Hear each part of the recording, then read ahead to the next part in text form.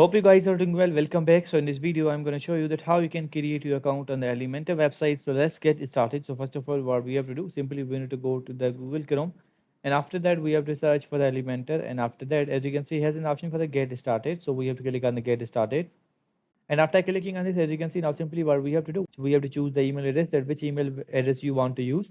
And after that, we have to choose these some options. We have to answer these.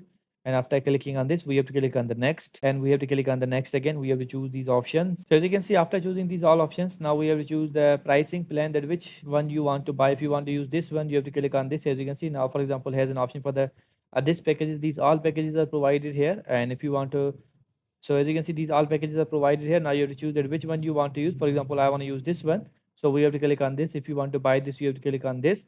And then you have to provide the payment details. And after providing the payment details, this will be bought. You will be able to get the all access of the mentioned features here. And after that, your account will be ready to use.